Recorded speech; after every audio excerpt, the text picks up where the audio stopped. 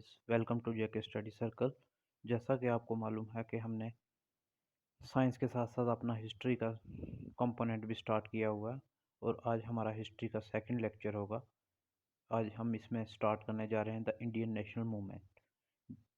ठीक है, ये आपके सिलेबस में जो है यही दिया हुआ है, इंडियन नेशनल मूवमेंट्स। और आज से हमने इंडियन नेशनल मूवमेंट्स स्टार्ट करनी है और आज हमारा पार्ट फर्स्ट आएगा इंडियन नेशनल मूवमेंट का। प्लीज़ आप इस चैनल को सब्सक्राइब कर लें, शेयर करें और कमेंट करें ताकि हमें मोटिवेशन मिल सके और अच्छी अच्छी हम वीडियो आपके लिए ला सकें। ज़्यादा टाइम ना लेते हुए आइए शुरू करते हैं हम अपना आज का लेक्चर, इंडियन नेशनल मूवमेंट। सबसे पहले फॉर्मेशन ऑफ कांग्रेस। पहले फॉर्मेशन ऑफ कांग्रेस के बारे में हम पहले पढ़ेंगे। पहले कांग्रेस बनने से पहले तब पहले थी नेशनल कॉन्फ्रेंस इन 1883। ठीक है, इनने क्या किया, the national conference in 1883 decided to invite prominent public men and association to discuss question on general concerns। ठीक है, इनका मकसद क्या था कि सभी को इकट्ठे करना। और जैसे हमारा देखा कि हमने रिवोल्ट में ब्रिटिशर्स ने मतलब कैसे आम इंसान को भी तंग करके रखा था, ज़मींदार, आर्टिजन्स, जो भी थे इनको सबको तंग किया हुआ था। और इस कॉन्फ्रेंस का मतलब था कि इन एसोसिएशन को इकट्ठे करके इनके मतलब कंसर्न्स आपस में लेने। फिर क्या हुआ बाद में, Indian National Union in 1884 was formed by A O. Hume. Indian National Union बनाएगी ए.ओ. ह्यूम के द्वारा। The national Conference and Indian National Union merge to form Indian national Congress in 1885। ठीक है, क्या हुआ, जो नेशनल कॉन्फ्रेंस थी और इंडियन नेशनल यूनियन, ये दोनों मर्ज हुई और इन्होंने बनाई इंडियन नेशनल कांग्रेस इन 1885 में। ठीक है, फिर next, the first meeting of Indian national Congress was organized by A O. Hume. इन्होंने फर्स्ट मीटिंग ऑर्गेनाइज की at Gokuldas Tejpal Sanskrit college on 28 December 1885। ठीक है, इन्होंने इस कॉलेज में 28 दिसंबर 1885 को मीटिंग ऑर्गेनाइज की इन बॉम्बे में। A O. Hume was a retired British civil servant. A O. Hume जो थे वो रिटायर्ड सिविल सर्वेंट थे। Meeting was presided over by वुमेन Womesh Chandra Banerjee, W.C. Banerjee, and attended by 72 delegates. ठीक है, क्या हुआ, first meeting Indian national Congress की ए.ओ. ह्यूम ने करवाई, जो गोकुलदास तेजपाल संस्कृत कॉलेज में ऑर्गेनाइज की गई 28 दिसंबर 1885 को, जो कि बम्बे में है। ए.ओ. ह्यूम कौन थे, ए.ओ. ह्यूम जो थे रिटायर्ड ब्रिटिश सिविल सर्वेंट थे। मीटिंग प्रेसाइड किसने की थी, W.C. बनर्जी ने। एंड उसको अटेंड किसने किया था, 72 डेलीगेट्स ने। उसके बाद क्या हुआ, उसके बाद हम आगे नेक्स्ट पढ़ते हैं। It was the first organized expression of Indian national movement on all India scale. ये फर्स्ट ऑर्गेनाइज्ड मतलब लोगों का एक्सप्रेशन था इस इंडियन नेशनल मूवमेंट में। In 1886 the delegate to Congress become 436। 1886 में जो कांग्रेस के डेलीगेट थे उनका नंबर क्या कितना था, 436। The venue of first meeting was Pune. जो फर्स्ट मीटिंग का वेन्यू डिसाइड किया गया था वो पुणे में डिसाइड किया गया था। But if it was change to Bombay due to outbreak of cholera in Pune. Pune में कॉलरा की बीमारी फैल गई थी, इसलिए उन्होंने इसको बॉम्बे में करवाया। ठीक है, Kadambi Ganguly was the first women graduate of Calcutta university to address Congress session in 1889। ये जो थी कदम कदम्बिनी गंगोली जो थी वो फर्स्ट वुमेन थी जो ग्रेजुएट थी कलकत्ता यूनिवर्सिटी से। इन्होंने एड्रेस किया था कांग्रेस के सेशन को 1889 में। ये आप याद रखें कौन थी, कदम्बिनी गंगोली। ठीक है, उसके बाद सेफ्टी वॉल थ्योरी, ये किसने दी थी, ये दी थी हमारे सेफ्टी वॉल थ्योरी, ये हमारे grand old man of India Lala Lajpat Rai ji ने ये थ्योरी दी थी, safety wall theory. British historian argue that Hume main purpose was provide a safety wall to the growing discontent among educated Indians। ये इन्होंने British historian का मानना है कि ह्यूम ने ये किस लिए आईएनसी बनाई थी। आईएनसी बनाने का उसका मकसद ये था कि सेफ्टी वॉल, कि मतलब ये एजुकेटेड इंडियन भड़क ना जाए इन ब्रिटिशर्स पे, इसलिए इन्होंने आईएनसी बनवाई। क्योंकि आईएनसी के थ्रू इन एजुकेटेड यूथ के साथ बात की जा सके और इन मतलब इनके जो डिसकंटेंट था इनका एजुकेशन एजुकेटेड इंडियंस का इनका मतलब मिटाया जा सके। नेक्स्ट फिर क्या हुआ, opposition to Congress by Syed Ahmad Khan, Raja Shiv Prasad of Banaras and lord Dufferin then viceroy. इन्होंने अपोज किया कांग्रेस को। किस किसने किया? सैयद अहमद खान ने, राजा शिव प्रसाद ऑफ बनारस ने, और लॉर्ड डफरिन जो तब के वाइसराय थे। अब क्विक डाइजेस्ट हम देखते हैं। ये तो मैं आपको बताऊंगा जब हम करेंगे इंडियन नेशनल कांग्रेस के सेशन, तब हम देखेंगे कौन से ईयर में ये कौन कौन प्रेसिडेंट रहा। फर्स्ट प्रेसिडेंट ऑफ आईएनसी कौन था? आपने ऊपर देखा, डब्ल्यू सी बनर्जी, जिन तब 72 डेलीगेट्स ने मीटिंग अटेंड की थी। और फर्स्ट वुमेन प्रेसिडेंट कौन सी थी? एनी बसंत थी। फर्स्ट मुस्लिम प्रेसिडेंट कौन थे? बदरुद्दीन तैयब जी थे। इंग्लिश प्रेसिडेंट कौन थे? जॉर्ज यूल थे। इंडियन वुमेन प्रेसिडेंट कौन थी? सरोजिनी नायडू। इनको हम कहते हैं great grand women of India, Sarojini Naidu. फिर गांधी बिकम प्रेसिडेंट कब हुए? 1924 में हुए, बेलगांव में ये तब सेशन था कांग्रेस का। जवाहरलाल नेहरू कब थे प्रेसिडेंट? ये 1929 लाहौर सेशन में थे। सुभाष चंद्र बोस कब बने प्रेसिडेंट? 1938 हरिपुरा में वाले सेशन में बने। जेबी कृपलानी कब थे? जब आईएनसी प्रेसिडेंट तब थे जब इंडिया का इंडिपेंडेंस हुआ। अब उसके बाद हम करते हैं objective and method of work. इनका मतलब ऑब्जेक्टिव और काम करने का तरीका क्या था, ऑब्जेक्टिव क्या थे और काम करने का तरीका क्या था। मॉडरेट फेज था 1885 से लेकर 1905 तक, जब हमारी कांग्रेस बनी, और उसके बाद से लेकर 1905 तक हमारा ये मॉडरेट फेज था। इसमें क्या, development and consolidation, feeling of national unity irrespective of race, caste, religions और प्रोविंस। मतलब तब कंसोलिडेट मतलब सबकी फीलिंग्स को एक साथ लेके चलना, मतलब किसी से भेदभाव नहीं करना, रेस के मामले में, कास्ट के मामले में, रिलीजन के मामले में, प्रोविंस के मामले में, मतलब सभी एक साथ चलेंगे, ऐसा उनका ये ऑब्जेक्टिव था। पीसफुल एंड कॉन्स्टिट्यूशनल एजिटेशन, अगर मतलब कोई एजिटेशन भी करनी है ब्रिटिश के खिलाफ, वो भी पीसफुल में रहेगी। Prayer and petitions were instruments of work, मतलब प्रेयर और पटिशन फाइल करना, जैसे आपने नाराज़गी थ्रू अपने एप्लीकेशन वगैरह ब्रिटिशर्स को दी, उससे आप नाराज़गी अपनी जाहिर करना, ये इनका ऑब्जेक्टिव होते थे मॉडरेट फेस में। दे succeed in passing the Indian council act 1892।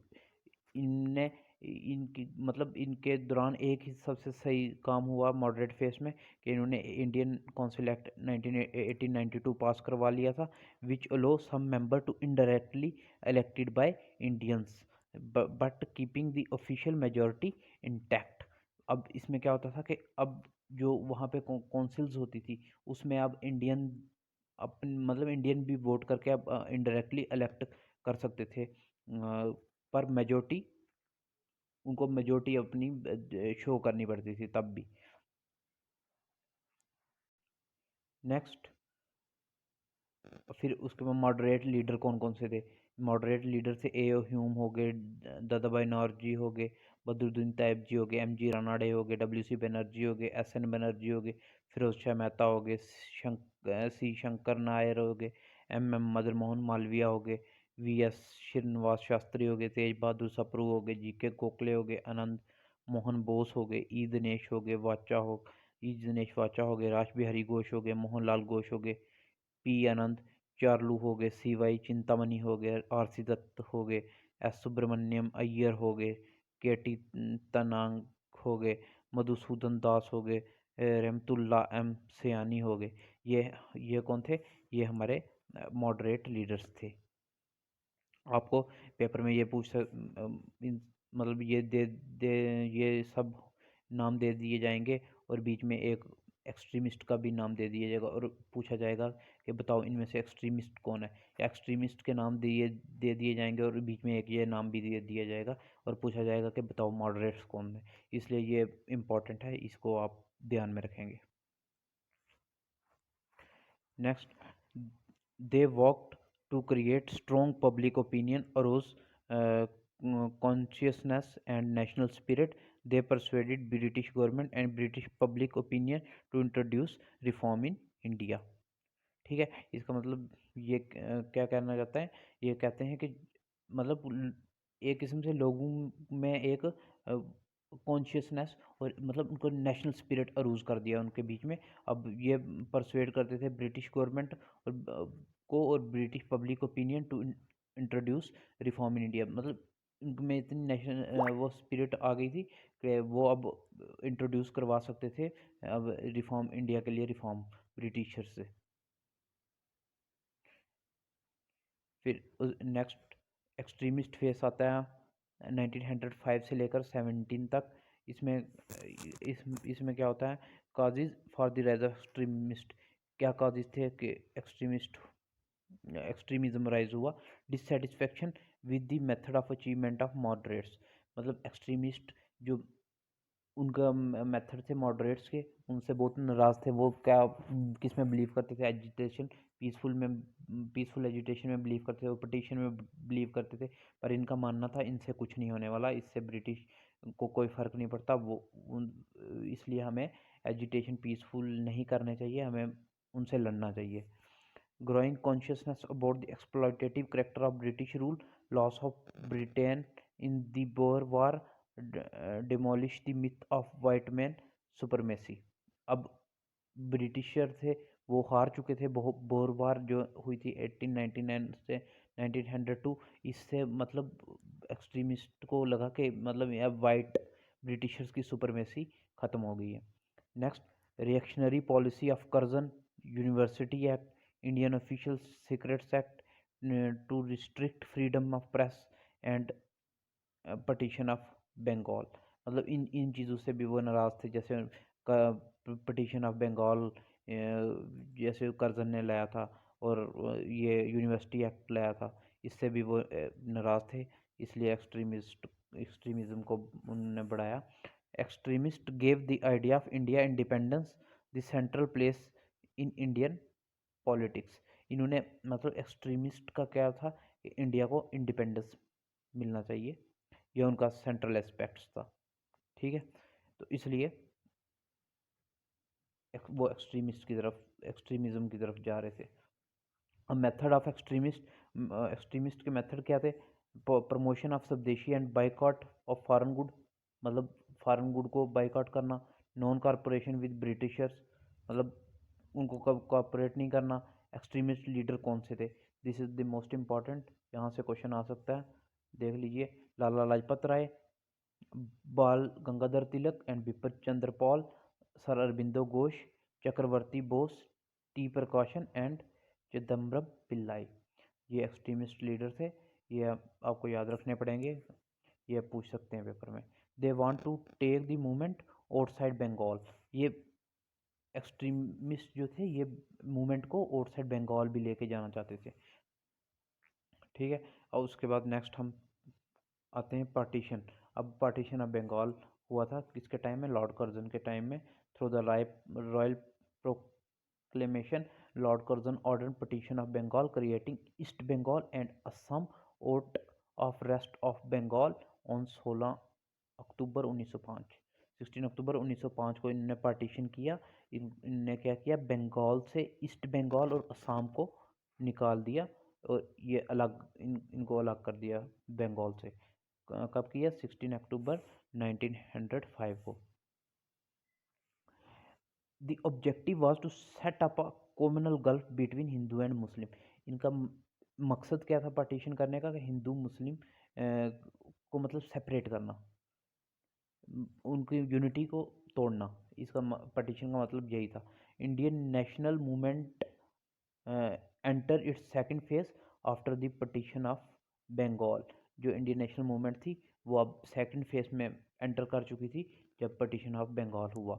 The British said that the existing province of Bengal was too big to be efficiently administered by a single provincial was too big to be efficiently administered by a single provincial government. Britisher का कहना क्या था, जो Bengal province है वो बहुत बड़ी है, मतलब इसको एडमिनिस्टर करना बहुत मुश्किल होती है, इसलिए वो ये पार्टीशन कर रहे हैं. The Indian national Congress and nationalist of Bengal formally opposed partition. जो कांग्रेस और जो नेशनलिस्ट थे बंगाल के, उन्होंने अपोज किया इस पार्टीशन को. With Bengal different section of population, zamindar, merchants, lawyers, students and even women rose up spontaneous opposition in partition of their province. मतलब ये ज़मींदार हो गए, मर्चेंट हो गए, लायर हो गए, स्टूडेंट हो गए, इन्होंने मतलब अपोज किया, इन्होंने अपोज किया कि ये पार्टीशन ऑफ बंगाल गलत है. ब्रिटिश को इन्होंने यहाँ पे अपोज किया. ठीक है. Divide and rule. The nationalist could see that it was deliberate attempt to divide Bengal territory on religious ground. As for eastern part Muslim will be in majority and western part Hindu. Western part में हिंदू. ठीक है.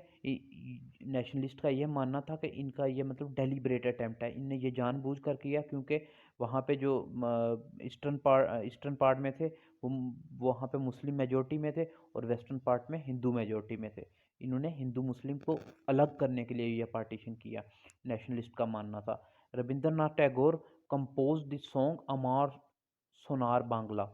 रविंद्रनाथ टैगोर ने Amar Sonar Bangla song अपना मतलब release किया. For this occasion the song was adopted as national anthem of by Bangladesh in 1971 after the liberation from Pakistan.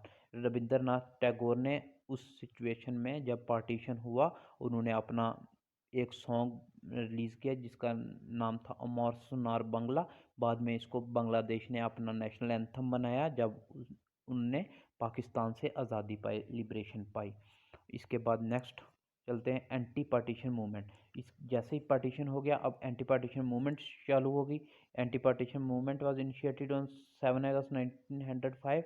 On that day massive demonstration against the partition was organised in the town hall in Calcutta. 7 अगस्त 1905 को बहुत तगड़ा demonstration हुआ town hall Calcutta में. The partition took effect on 16 अक्टूबर 1905 और finally अंग्रेज़ों ने यह partition कर दिया 1905 को. फिर इसके बाद क्या हुआ, इसके बाद हम आगे देखते हैं. ठीक है जी. अब ये याद रखने वाली चीज़ें हैं, अब यहाँ पे हम भी इसको याद करेंगे. बनारस सेशन हुआ इंडियन नेशनल कांग्रेस का 1905 में, जिसको प्रेसाइड किया जीके गोखले ने. यहाँ पे इन्होंने फर्स्ट कॉल दी थी स्वदेशी की. मीटिंग ऑफ आईएनसी कोलकाता में हुई अगस्त 1905 में. यहाँ पे रेजोल्यूशन हुआ boycott of British good was adopted. यहाँ पे अडॉप्ट कर लिया गया रेजोल्यूशन जो बनारस सेशन में वहाँ पे जब हुआ था कि हम वो करेंगे स्वदेशी के लिए, वो जहाँ पे कॉल दी थी, मतलब अपना स्वदेशी मतलब अपनी चीज़ें बनाना और अपनी चीज़ों का ही यूज़ करना. और यहाँ पे जो 7 अगस्त 1905 को कलकत्ता सेशन हुआ, इसमें इन्होंने रेजोल्यूशन अडॉप्ट कर लिया कि हम अब बाइकआउट करेंगे ब्रिटिशर्स गुड का. फिर इसके बाद क्या होना था, इसके बाद स्वदेशी और बाइकआउट शुरू हो गया. अब स्वदेशी एंड बाइकआउट मूवमेंट शुरू हुई 1905 से लेकर 1908 तक. It had the origin in the anti partition movement of Bengal. इसका ओरिजिन कब हुआ, जब ये मूवमेंट क्यों हुई, ये मूवमेंट हुई एंड पार्टीशन ऑफ बंगाल हुआ था, उसके अपोज में ये मूवमेंट लाई. Mass meeting held all over the Bengal. Mass meeting होना शुरू हो गई. वेयर स्वदेशी और the use of Indian goods and boycott British goods were proclaimed and pledge. वहाँ पे सब ने शपथ ली कि हम इंडियन गुड्स का यूज़ करेंगे और स्वदेशी को हम बाइकआउट करेंगे. पब्लिक बर्निंग हुई फॉरेन क्लोथ की, जो मतलब ब्रिटिश जो बाहरले मुल्कों से सामान आता था उसको वहाँ पे फायर मतलब उसको आग लगाई गई, वहाँ पर कपड़े जलाए गए.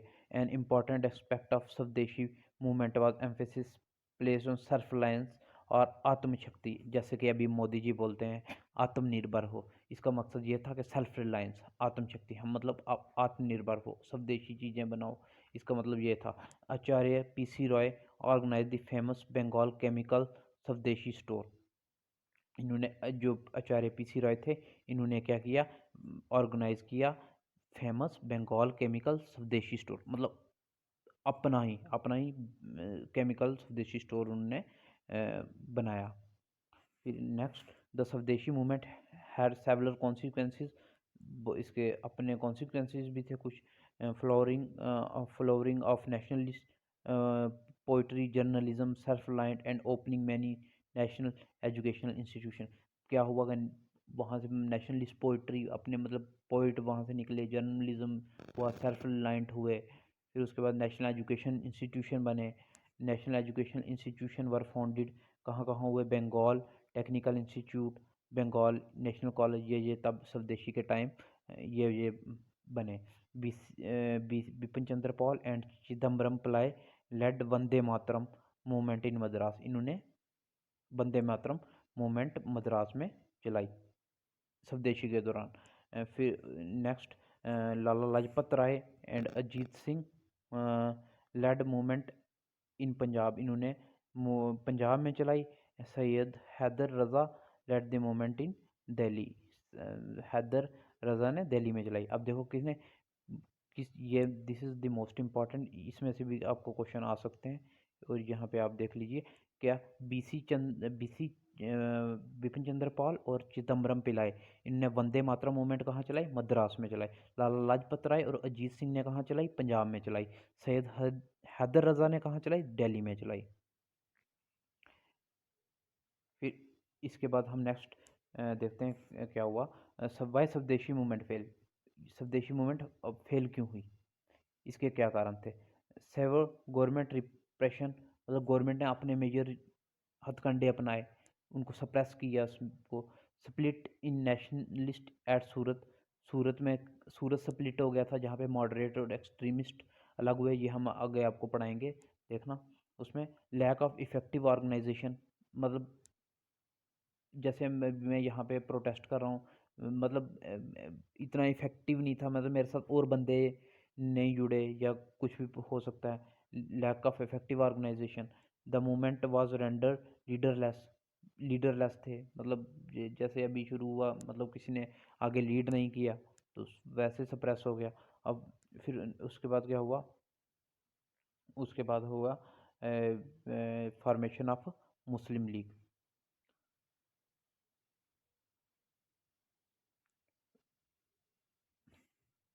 फॉर्मेशन ऑफ मुस्लिम लीग, ये 1906 में हुई।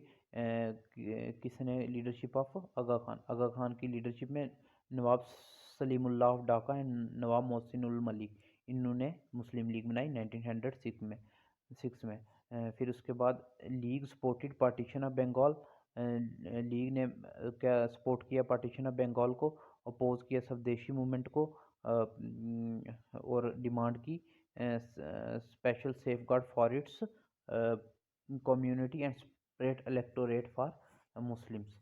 अब देखो, मुस्लिम लीग 1906 को बनी गई, बनाई गई, इसको किस किसने बनाया, इसको बनाया, इसको बनाया नवाब, इसको बनाया नवाब सलीम उल्लाह ऑफ ढाका ने, और नवाब मोहसिन उल मलिक ने, और आगा खान ने, इन्होंने बनाया। लीग ने किसको सपोर्ट किया, लीग ने सपोर्ट किया पार्टीशन ऑफ बंगाल को, और अपोज किया स्वदेशी मूवमेंट को, और डिमांड की सेपरेट इलेक्टोरेट और safe guard for their community. ठीक है। फिर इसके बाद क्या हुआ, कलकत्ता सेशन हुआ 1906 में, जो कि दादा भाई नारोजी उसके प्रेसिडेंट थे। उन्होंने डिक्लेयर की self government, Swaraj, like the United kingdom was the goal of Indian people, मतलब जिस तरीके से यूनाइटेड किंगडम में सरकार चलती है, वैसे ही हमारी अपनी सरकार होगी। इन्होंने 1906 में दादा भाई नारोजी ने ये स्वराज अडॉप्ट किया। फिर इसके बाद क्या हुआ 1907 में, जो कि हमने पीछे देखा स्वदेशी में कि क्यों फेल हुई, वहाँ पे स्प्लिट हुआ, जिसको हम बोलते हैं सूरत स्प्लिट। सूरत स्प्लिट में क्या हुआ, the INC splitted into two groups during this session at Surat in 1907। INC दो गुटों में बट गई, किस में, एक्सट्रीमिस्ट और मॉडरेट्स में। ठीक है, एक्सट्रीमिस्ट को लीड कौन कर रहा था, लाल बाल पाल, लाला लाजपत राय, बिपिन चंद्र पाल और बाल गंगाधर तिलक। ठीक है, ये हो गए Lal Bal Pal. While moderates were led by GK Gokhale, इनको कौन कर रहे थे, जीके गोखले लीड कर रहे थे। मॉडरेट्स की क्या डिमांड थी, they demanded mild constitutional reform, economic relief, administrative reorganisation and protection of civil rights, इनकी ये डिमांड थी। और एक्सट्रीमिस्ट क्या बोलते थे, they were satisfied with the achievement of the moderates, मतलब वो डिससेटिस्फाइड थे मॉडरेट्स की अचीवमेंट से।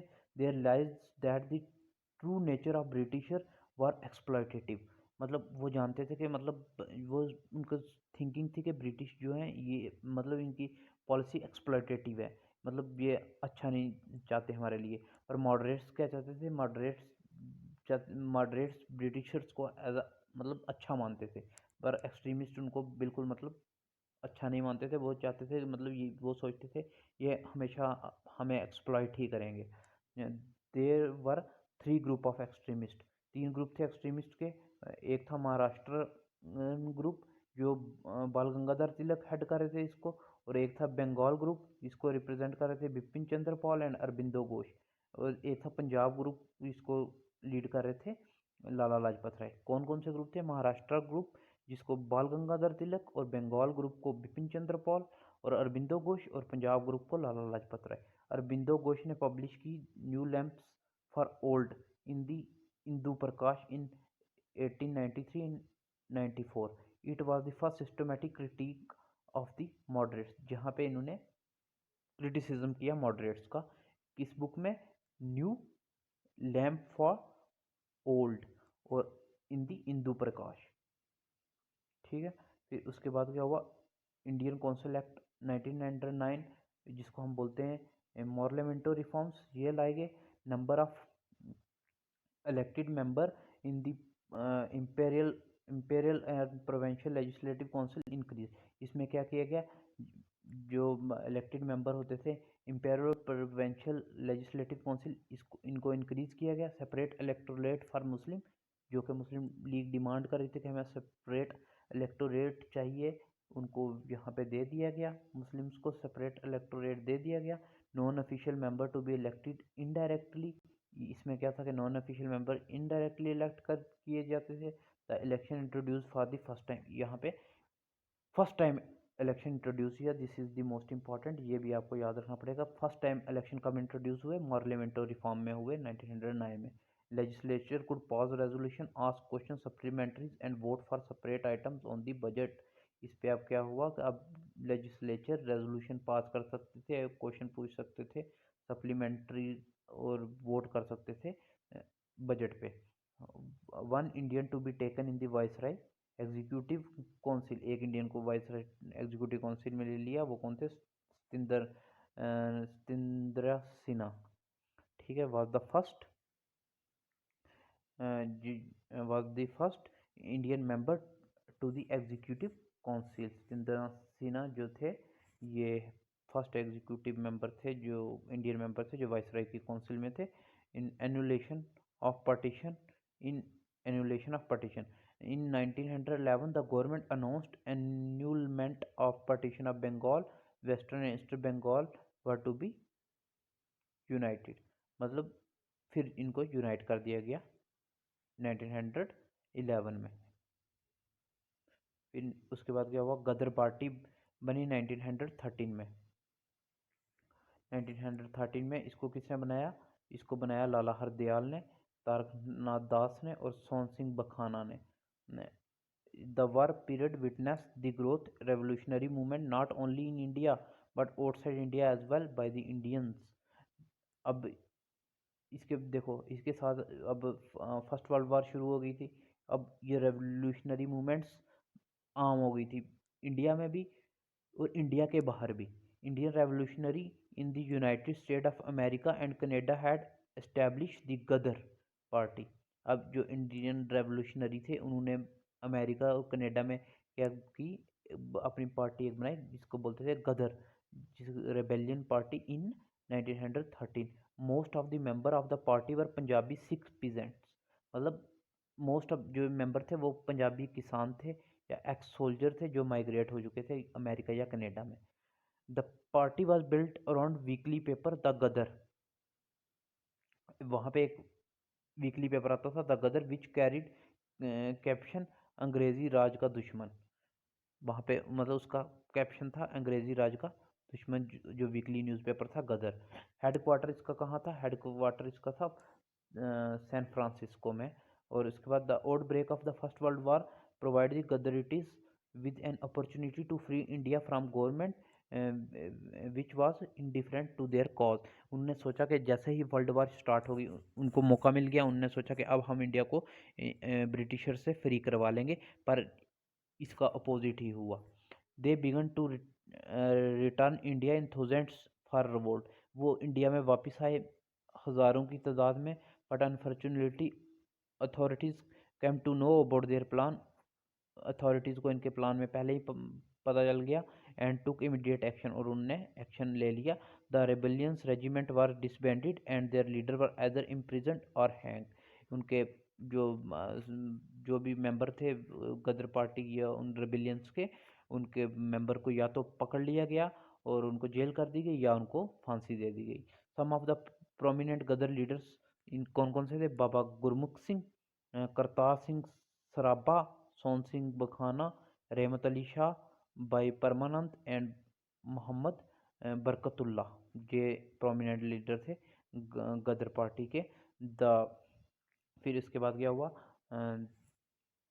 To carry out other revolutionary activities Swadesh Sevak home at Vancouver and United India house at Seattle was setup. इसके बाद क्या हुआ? जैसे गदर पार्टी के मेंबर्स को जेल या हैंग कर दिया गया, इसके बाद और जो रेवोल्यूशनरी एक्टिविटीज़ होती रही स्वदेश सेवक होम एट वैंकूवर में और United India house at Seattle में सेटअप की गई। फिर इसके बाद हुआ कोमागाटो मारू इंसिडेंट 1914 में। कामागाटा मारू क्या था? कामागाटा मारू एक जापानी स्टीमशिप था जो कि सिख और मुस्लिम इमिग्रेंट्स को पंजाब से वैंकूवर ले के जा रहा था कनाडा में। बट उस शिप में क्या हुआ? शिप को वहाँ से रिटर्न कर दिया गया इंडिया की तरफ कैनेडियन अथॉरिटीज़ ने, क्योंकि फिर शिप को डॉक किया गया बजबज इन कलकत्ता। डॉकयार्ड वहाँ पे है बजबज कलकत्ता में, वहाँ पे किया गया। ब्रिटिशर ने सोचा कि ये पैसेंजर नहीं है, ये कोई पॉलिटिकल एजिटेटर्स हैं, और उनने क्या किया? उनने उनने अरेस्ट करना चाहा बाबा गुरदीप सिंह को। बाबा गुरदीप सिंह को अरेस्ट करना चाहा उनमें से, तो पुलिस ने मतलब उन पे फायरिंग करना शुरू कर दी। इसमें 19 पैसेंजर जो है वो उनको किल कर दिया गया वहाँ पे। और बस आज ये वीडियो अगर हम आगे चले तो ये ज़्यादा ही लंबी हो जाएगी। आज हम इतना ही रखते हैं, बाकी हम देखते हैं नेक्स्ट वीडियो में। तो अगर आपको ये वीडियो अच्छी लगी हो तो लाइक, कमेंट, शेयर और सब्सक्राइब ज़रूर कर दें, ताकि आपको ये इसकी नोटिफिकेशन टाइम टू टाइम आती रहे और आप अच्छा पढ़ सकें और आप एग्ज़ाम क्रैक कर सकें। तो थैंक यू, मिलते हैं कल पार्ट सेकंड में। इसमें हम आगे कल होम रूल मूवमेंट से आगे स्टार्ट करेंगे। हाँ, इसके मैं आपको पीडीएफ प्रोवाइड कर दूंगा इस पे टेलीग्राम चैनल पे, और टेलीग्राम चैनल का लिंक आपके डिस्क्रिप्शन बॉक्स में है। आप वहाँ से आप टेलीग्राम चैनल ज्वाइन कर दें, वहाँ पे आपको स्टडी मटेरियल मिलता रहेगा। Thank you.